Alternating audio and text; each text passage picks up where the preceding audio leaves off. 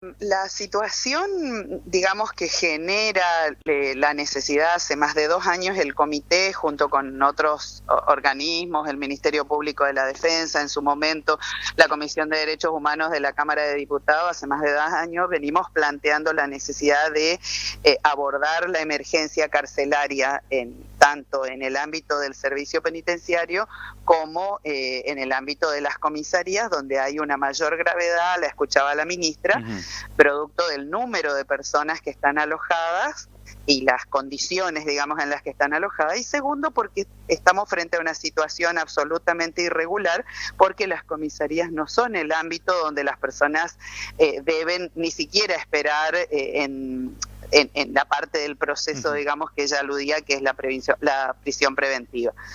Entonces, esta es la situación, digamos, que se vino agravando. Durante todo el año pasado nosotros estuvimos en distintas mesas de trabajo planteando los problemas en general devenidos de esta situación, que es muy compleja, como ella también dijo, involucra a la justicia fundamentalmente, y también tratando de resolver cuestiones inmediatas y urgentes como la alimentación, el agua, la atención de salud. No tengo que contar que nosotros todavía estamos atravesando los coletazos de una pandemia gravísima. Entonces, bueno, todo esto generó, entendemos que en el mes de enero el gobernador decretara la emergencia. Y bueno, un poco ayer lo que hicimos en el marco de una convocatoria, una reunión que teníamos con el gobernador, donde entre otros temas se trató, por supuesto, la cuestión de la emergencia. No tenemos todavía datos precisos porque, bueno,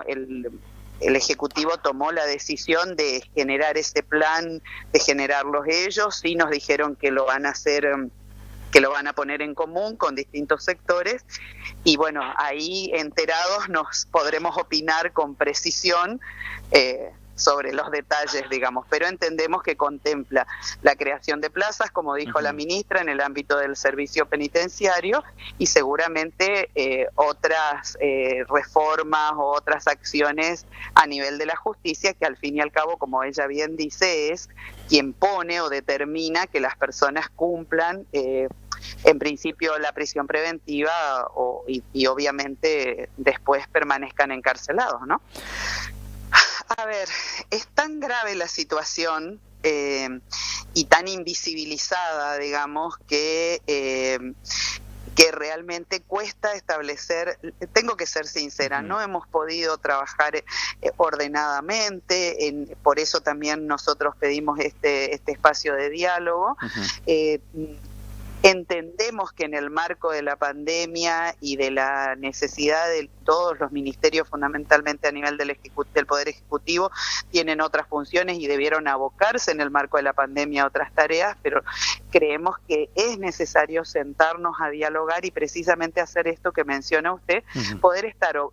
establecer objetivos que van a ser de largo plazo, decir, bueno, en esta provincia de acá 3, 4, 5 años no vamos a tener personas privadas de libertad en el ámbito de la comisaría, pero algo que yo le planteaba ayer al gobernador y a la propia ministra es que nosotros estamos hablando de personas que hoy ya están en estas condiciones. Entonces no podemos esperar un mes, un año, 6 meses, sino que tenemos que tomar medidas que son inmediatas. De hecho, hay una serie de habeas corpus interpuestos por las propias personas privadas de libertad, por el Ministerio Público de la Defensa, que nos están diciendo y nos están imponiendo la necesidad de resolver ya el problema de la falta de acceso a agua limpia o agua potable,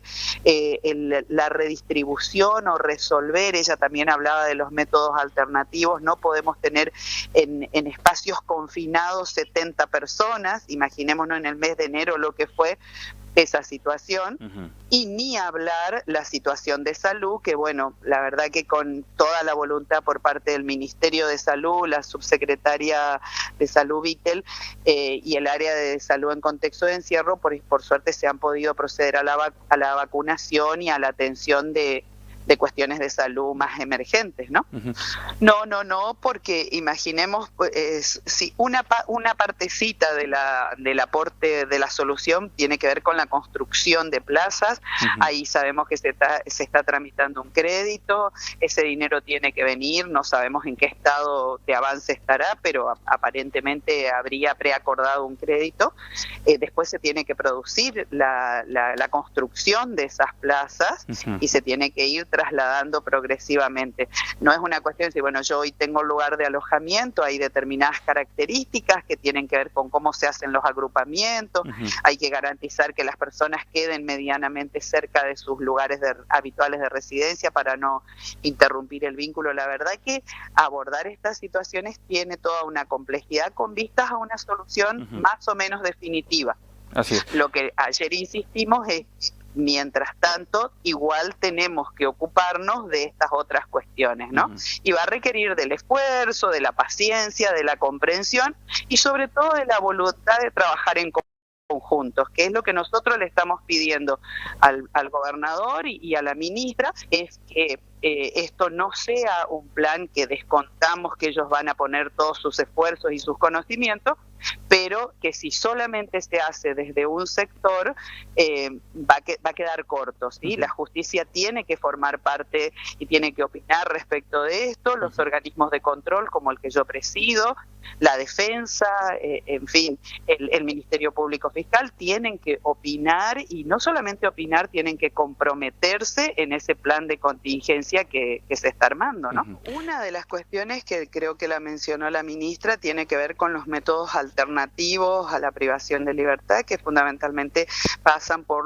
ya sea por los dispositivos electrónicos, lo que se llama pulseras o tobilleras electrónicas,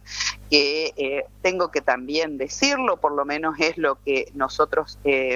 estamos relevando, hay reticencia, y esto no solamente tiene que ver con los operadores judiciales o con la disponibilidad del dispositivo, digamos, sino porque usted sabe que socialmente hay mucha reticencia a pensar la privación de libertad como una oportunidad de resocialización y de reflexión por parte de la persona que ha cometido un delito, y está más pensada y asociada al castigo y al confinamiento. Entonces, hay alternativas, la propia ministra la mencionaba, pero ahí tenemos que asumir un compromiso, fundamentalmente la sociedad civil,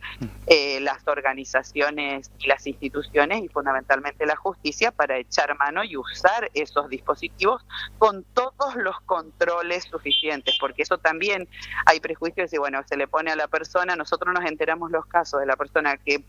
con una tobillera electrónica volvió a cometer un delito, pero hay una cantidad de gente y de experiencias que afirma que sigue siendo un método seguro con los controles suficientes, por supuesto. Así es. Y no es para todos los casos, desde ya. Nosotros, mirando hacia atrás, la verdad que hemos tenido una serie de medidas, o sea, el Poder Ejecutivo y fundamentalmente a nivel del servicio penitenciario, al inicio de la pandemia se tomaron decisiones muy atinadas, hubo un proceso de diálogo con las propias personas privadas de libertad que asumieron ellos mismos el cuidado de su salud y de su familia, y eso permitió que tengamos, comparado con otras provincias, un número de casos relativamente bajo y muy pocas muertes que lamentar, digamos, vinculados a la pandemia. En comisarías la cosa se complicó un poco más por precisamente estas características que decíamos y la sobrepoblación, por no contar con sistemas propios de salud como tiene el servicio penitenciario. Pero bueno, en general el balance que uno puede hacer es que hubo un buen manejo de la situación de pandemia que implicó o sea, que se ve reflejado en el número de casos. Respecto de la vacunación, servicio penitenciario, que está un poco más organizado en ese sentido, porque es el servicio específico para esto, tiene un alto porcentaje de vacunación y en comisarías se van haciendo los esfuerzos diarios, diría yo, porque pensemos que en una comisaría hay una mayor movilidad. Se vacuna hoy y a lo mejor esta tarde ingresan 5 personas y en una semana pueden ingresar 10 personas, entonces hay que volver a hacer el circuito de vacunación. Pero se están haciendo esfuerzos en ese sentido.